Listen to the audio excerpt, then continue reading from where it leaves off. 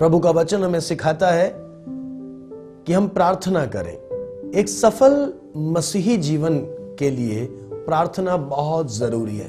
बहुत सारे लोग आकर पूछते हैं कि हम अपने मसीह जीवन के अंदर प्रभावशाली नहीं हो पा रहे, हम क्या करें? मसीह जीवन को सफल करने के लिए हम क्या करें? तो वो सोचते हैं कि कोई बहुत बड़ा राज होगा। कितने लोगों ने पूछा कि एक सफल मसीह जीवन का राज बताइए, सीक्रेट बताइए। तो वो इस उम्मीद के साथ आते हैं कि उनको एक कोई बहुत ही गूढ़ रहस्यमयी कोई बात बताई जाए। पहाड़ पर चढ़ना होगा, गुफा में जाना होगा, ये करना होगा, कोई बहुत बड़ी बात बताई जाए, दूर जाना होगा। परंतु मसीही जीवन की सफलता के लिए आपको कोई पहाड़ तोड़ने की जरूरत नहीं है। मसीही जीवन की सफलता, चाहे आप पास्टर हो, चाहे आप कलीसिया में एल्डर हो, चाहे आप पुराने विश्वासी हो या आप बहुत ही एक नए विश्वासी हो, अगर आप यीशु के पीछे चलते, यीशु के शिष्य हैं, एक मसीही हैं, तो आपके मसीही जीवन की सफलता कुछ बहुत सरल सरल सी बातों पर निर्भर है। जैसा आपके पासबानों ने आपको सिखाया होगा, वो सरल बातें कौन कौन सी हैं? हर रोज परमेश्वर के वचन को पढ़ना, हर रोज प्रार्थना करना और संगति करना, प्रभु के लोगों के साथ फेलोशिप करना, और चौथी बात, दूसरों के सामने अपने उद्धार के अनुभव की गवाही देना, अर्थात औरों को यीशु मसीह के बारे में अपने जीवन के द्वारा दर्शाना। अगर मैं और आप इन चार बातों में गंभीर हो गए, अगर हम इन चार बातों को नजरअंदाज ना करें, तो हमारा जीवन, मसीही जीवन सफल होता रहेगा। फिलहाल आज हम इनमें से केवल एक विषय के बारे में बात करने जा रहे हैं, और वो है प्रार्थना। आज प्रार्थना भी एक अपने में बहुत बड़ा विषय है। प्रार्थना इतना बड़ा विषय है कि उसके ऊपर आप कई दिनों का सेमिनार सुन सकते हैं। प्यारे मित्रों, प्रार्थना है क्या?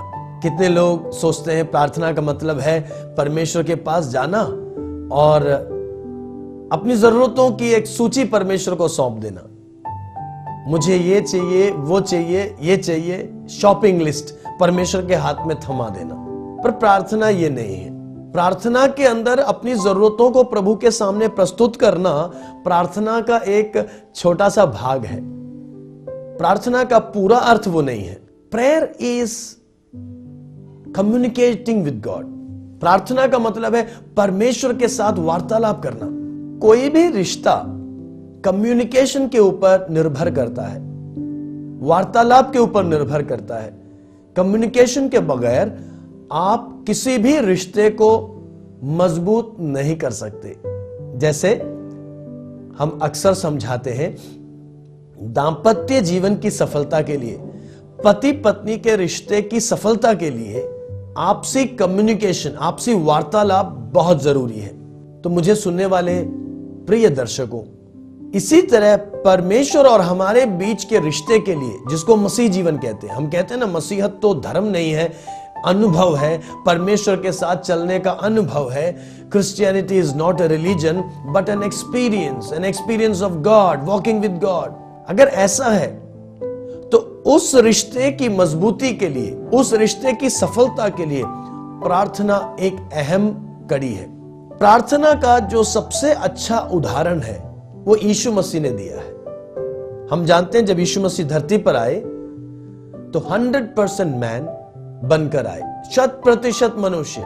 कोई आपसे यीशु मसीह के बारे में पूछे, यीशु मसीह के व्यक्तित्व के स्वरूप के बारे में पूछे, तो आपको पता होना चाहिए कि यीशु मसीह 100% परमेश्वर है, 100% गॉड, और साथ ही साथ यीशु मसीह 100% मैन भी है, 100% मनुष्य भी है। मनुष्य बनकर क्यों आए धरती पर? स्वयं परमेश्वर होकर भी मनुष्य बनकर क्यों आए धरती पर? हमें एक सही मानव जीवन का आदर्श देने के लिए। हमारा मानव जीवन कैसा होना चाहिए? परमेश्वर किन बातों से प्रसन्न होता है? परमेश्वर की हमसे अपेक्षाएं क्या हैं? इन बातों को समझाने के लिए यीशु मसीह जब धरती पर आए तो उनकी सारी सेवा के अंदर, उनके जीवन के अंदर उन्हें बहुत सफलता मिली। उनको हम बहुत ही एक सफल व्यक्ति के रूप में देखते हैं। उनकी सफलता का राज क्या था? उनकी सफलता का एक महत्वपूर्ण राज था प्रार्थना। यीशु मसीह को प्रार्थना करने की क्या जरूरत थी? मैं तो कितनी बार यही सोचता रहता हूं कि परमेश्वर जब मनुष्य बनकर, परमेश्वर का पूर्ण अवतार बनकर इस धरती पर आया, जब यीशु स्वयं 100% गॉड, 100% परमेश्वर, 100% मैन, 100% मनुष्य हैं, तो यीशु को प्रार्थना की क्या जरूरत थी? अच्छा, यीशु मसीह के प्रार्थना का विषय क्या था? रोटी, कपड़ा, मकान, मुझे अच्छी बिल्डिंग मिल जाए, मेरी पढ़ाई में मैं बहुत सफल हो जाऊं, मुझे बहुत जमीन मिले, मुझे अच्छी नौकरी मिले। यीशु मसीह के पास तो ऐसा कोई विषय नहीं था। फिर यीशु मसीह प्रार्थना में करते क्या थे? हम जब बाइबल पढ़ते हैं, खास करके जब चारों सुसमाचारों को जब हम पढ़ते हैं, तो हम पाते हैं यीशु मसीह के लिए प्रार्थना का मतलब था पिता परमेश्वर के साथ संगति करना। For Jesus, to Jesus prayer meant communing with his Father, a time of enjoying communion with his Father. मेरे लिए और आपके लिए प्रार्थना का मतलब क्या होना चाहिए? परमेश्वर की उपस्थिति का आनंद लेना, परमेश्वर के साथ बैठ करके बातें करना, दिल की बातें उसको बताना, उसके दिल की बातों को सुनना, परमेश्वर के हुजूरी का आनंद लेना, यह है प्रार्थना। परमेश्वर मेरी मदद करे, परमेश्वर आपकी मदद करे कि हमारे अंदर प्रार्थना की एक बहुत बड़ी चाहत आ जाए और हम प्रार्थना में प्रभावशाली बने, प्रार्थना में हम योद्धा बने, प्रार्थना में हम सामर्थी बने। प्रभु आपकी मदद करे। आशा करता हूं कि Breath of Divine Life YouTube channel पर आने वाले इन छोटे संदेशों के द्वारा आप आशीष पा रहे हैं। यदि हां, तो आप हमारे इन वीडियोस को जरूर लाइक करें और अपने मित्रों के साथ इन्हें शेयर करें। अगर अभी तक आपने हमारा चैनल सब्सक्राइब नहीं किया है तो शीघ्र सब्सक्राइब भी करें, ताकि हमारे इस प्रयास को बढ़ावा मिले और प्रभु का वचन बहुतों तक पहुंच सके। बहुत बहुत धन्यवाद।